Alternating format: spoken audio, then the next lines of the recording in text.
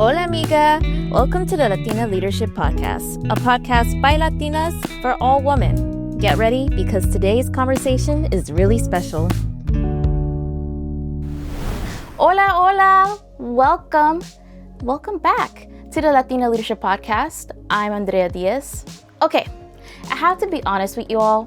When I was putting this episode together, I had this grand plan to talk about resilience in this big, impressive way. You know, the kind of thing you see on a motivational poster. But then I actually read your stories, the ones you sent in, and it hit me. Real resilience, it doesn't look like that poster. It's way more ordinary. It's messy. It's that moment after a really bad day when you're, just sitting in your car for a few extra minutes before you go inside. It's that mental math you do in the grocery store aisle, trying to make everything fit. It's biting your tongue in a meeting when someone says something that just doesn't sit right. It's happening in real time, all the time. So that's what we're talking about today. Not the shiny after the fact version, but the gritty, how do I get through today version. We've got two incredible listener stories that captured this perfectly. Let's start with Angela. She slid into our DMs, which I love, and told us this. I was born and raised in a high crime, high dropout rate, high poverty area of Phoenix. Ended up getting kicked out of high school, but through a couple of mentors, I was able to obtain a GED. I landed a job in a mostly white institution. I was there for almost 20 years and experienced awkwardness and racism. Started doing advocacy work, but didn't know that was what I was doing, helping grow the Hispanic Employee Resource Group there. Fast forward, was asked to work as director for YWCA Metropolitan Phoenix, doing their racial justice and social equity programming. I read this and my first thought was 20 years. Can we just sit with that? 20 years is of that daily awkwardness. That's not a bad week. That's a career. That's getting up and doing that mental shift day after day. We all know that feeling. Maybe you've had to simplify your mom's name so your coworkers can pronounce it. Or you've laughed at a joke that wasn't really funny. Social scientists have a term for this invisible work. It's called emotional labor. It's the effort of managing your feelings and expression to fit into a professional environment. For Angela, and honestly, for a lot of us, that labor is doubled. It's emotional labor and cultural labor. The work of explaining your background, bridging gaps, and often quietly correcting stereotypes. It's exhausting. But here's the really interesting part of Angela's story. She didn't set out to be a leader. She just got tired of feeling alone. So she started talking to other Latinos at her job. They started, getting along, and the group got a little bigger. Without a fancy title or plan, she was building social capital, that network of trust and mutual support, which we've mentioned in the previous episode. And that network, that tiny crew she built for herself, literally changed her career path. It gave her the foundation to move from just dealing with the awkwardness to getting a job where she tackles the source of it head on. Her story shows us that resilience isn't always about loud, bold actions. Sometimes it's the quiet, stubborn act of finding your people in a place where you feel invisible. That's how you start to change the room. Our second story comes from Desiree. Her energy is just different in the best way. My name is Desiree Almaraz Estrada, and I'm a content creator, actress, dancer, model, writer, etc. Being a part of this creative space has allowed me to break out of my shell. It has also helped me work through the challenges that I face as a POC, a former foster youth, and as someone who has some learning disabilities. I studied human services/social work in college, and I am a group leader for the Boys and Girls Club. Overall, I want to be able to continue doing what I love and help the youth pursue their dreams. Oh my God, I connect with Desiree's story on a personal level. That feeling of having so many different pieces to who you are. For a long time, I thought I had to choose, be the professional Andrea or the family Andrea or the creative Andrea. It's like you're told to pick one puzzle piece and throw the rest of the box away.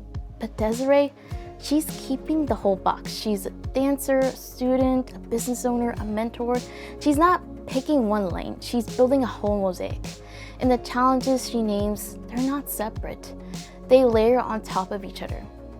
Researchers talk about this as intersectionality, a term coined by Dr. Kimberly Crenshaw.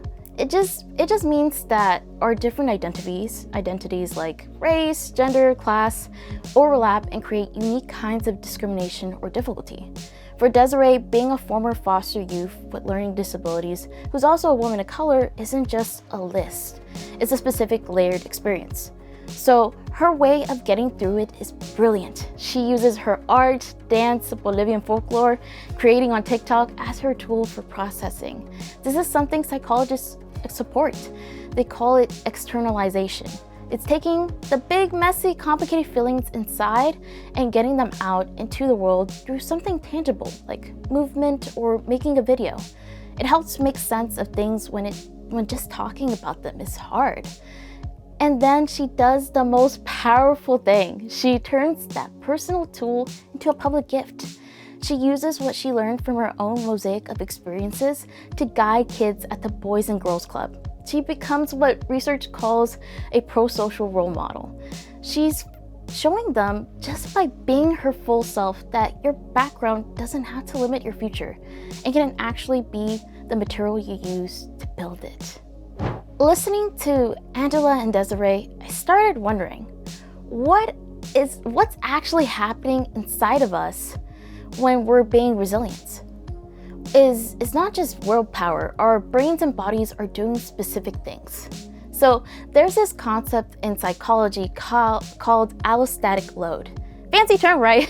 But it's a simple idea. It's the wear and tear on your body from chronic stress. That awkwardness Angela felt for 20 years, that counts.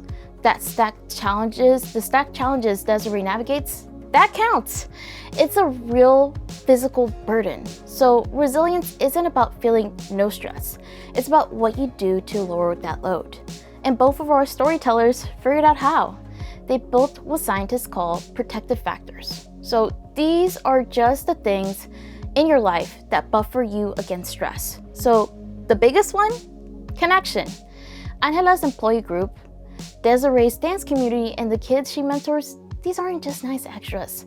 Strong social connection literally changes our brain chemistry. It can lower cortisol, that stress hormone, as you've heard, many of y'all have heard on TikTok for sure, and boost oxytocin, so the bonding hormone.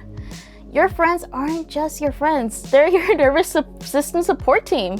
And the other thing they did was finding meaning making. So this is just a way of saying they took their hard experiences and found a purpose in them. Angela turned her 20 years of code switching into a mission for equity. Desiree is using her journey to become a social worker. When we can make meaning out of hardship, it doesn't magically erase the pain, but it does change our relationship to it. It moves it from something that happened to me to something that is part of my story for something. So what do we take from all this? If resilience is built in real time, in small moments, what does that look like for you and me right now? So I'm not here to give you a 10-step plan, but thinking about Angela and Desiree, I see 3 things we can all start doing today. So first, spot your cultural labor and name it. The next time you feel the tiredness after explaining your family's traditions or translating a feeling from Spanish to English at work, just notice it. Say to yourself, okay, that was my cultural labor. Naming it takes its power away. It lets you see it as work you're doing, not just who you are. And once you see it as work, you can start to ask, who shares this load? Can I find them? Second, connect one piece to another. You don't have to be everything to everyone. You don't have to cut pieces off either. Are you like Desiree with a creative side and a practical job? Maybe your creativity is what makes you better at the job. Let the pieces talk to each other. Your full identity isn't a distraction. It's your greatest source of insight. And third, guys, look for the meaning-making moment. At the end of a hard day or week, ask yourself one simple question. What did this teach me about what I do want?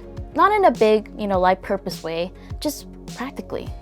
A bad meeting might teach you that you value clear communication. A financial scramble might show you who you can really rely on. Find that tiny lesson. That's you starting to make meaning. That's you building resilience for next time. To Angela and Desiree, thank you. Truly, you shared your real-time stories, and in doing that, you've given us all a language for our own. And to everyone listening, your mosaic matters. Your quiet, stubborn act of finding your people matters. That text you send to a friend when you're overwhelmed, that's resilience. The bill you figured out how to pay, that's resilience. You're building it piece by piece, day by day. So be kind to yourselves out there. And I'm Andrea Diaz, and I'll talk to you next time. Bye, amigas.